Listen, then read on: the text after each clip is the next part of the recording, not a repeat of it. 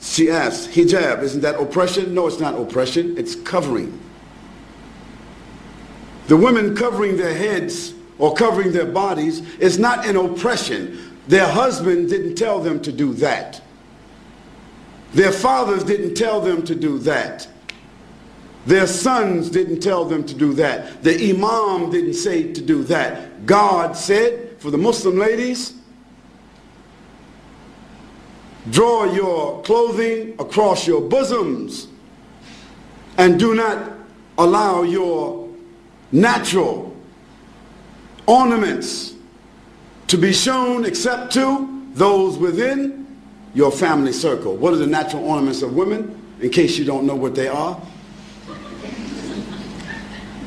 Their breasts, their shapes that happen to be different than that of men, their hair, those adornments should be covered. Now, just in case Christian people don't remember, just 40 years ago, Christian women never went to church without covering their heads. It wasn't it. Isn't that true? Ask your grandmothers. And just 50 or 60 years ago, 20 years before that, a Christian woman would never come outside with a short skirt, even. Even the nuns themselves today have succumbed to modernity. Because the nuns who committed themselves to the church and a religious life, how did they dress? They're not Muslims. They covered themselves. They covered themselves with an outer garment, and nothing on them was seen except the face and the hands.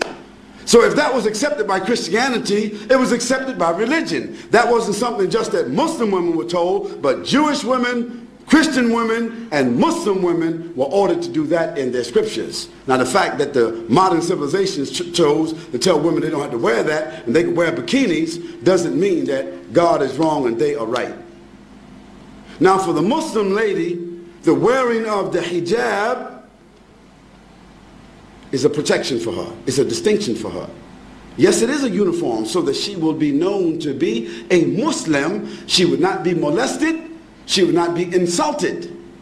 And no need for a man to stare at her and look at her because there is nothing appearing of her that would cause any unnatural attraction. Therefore, it is more than likely she can come and go with decency and dignity, and that her natural ornaments will not create an inordinate liability for her, like so happens when you see women wearing jeans and clothing that seem as if they painted it on themselves. Now all you have to do is look at these two women and you can see the problems that exist. Now of course, it doesn't mean that every woman that doesn't cover herself completely, it doesn't mean that she's immoral. It doesn't mean that. But the Quran gives to the Muslim women what we consider to be an ounce of prevention is worth what? What's it? You know the what is it called? The ounce of prevention is worth what? A pound of cure. So just like any one of you, if I asked you, what's your PIN number? You wouldn't tell me. If I came to visit you in your house, you wouldn't have your certificates of deposit in front of me. You wouldn't have your jewels in front of me. You wouldn't have your stack of money or your savings in front of me, distributed just because I'm a friend and everything should be transparent. No, you have those valuables in a place that is safe. Might be a bank, might be a safety deposit box. Well, that's just money. That's just tangible things. So don't blame us and don't blame God if he tells us that our mothers and our wives and our daughters, that they should be covered and in a safe place. The person asked about segregation. Why do Muslim women, why are they segregated? They're not segregated. They're not segregated. They're separated. There's a difference between segregation and separation. For instance, outside here, you have toilets that say male, female, don't you? Don't you? Why? Why shouldn't there just be a toilet?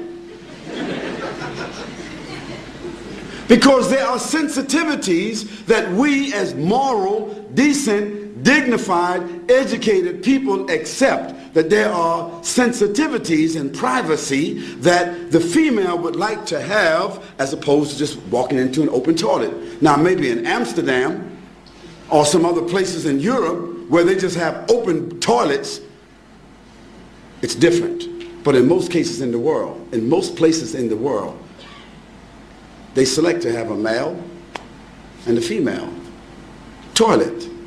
Why? Because there's the inherent inclination of human beings to provide sensitivity for women and sensitivity for men.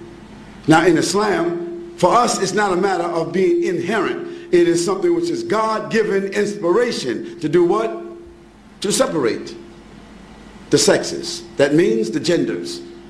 Doesn't mean absolute separation, like we can't see each other, we can't talk to each other, but generally, my wife just doesn't, I don't go to another man's house and I just sit down with his wife and dance with his wife, and he sit down and dance with my wife, and this is a matter of friendship.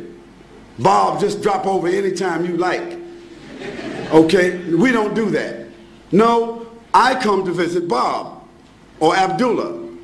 Abdullah's wife comes to visit my wife. I don't socialize with his wife, and he doesn't socialize with my wife. Although there may be occasions where we eat together, our families socialize together, but generally, after boys and girls reach the age of 7, the Prophet said, even if they're brothers and sisters, separate them from the bed. And when they get to the age of menstruation and they realize another level of consciousness, then give them separate rooms. What to do what? To preserve and protect them from tendencies that human beings have, tendencies that has manifested itself in civilizations where they don't do that protection.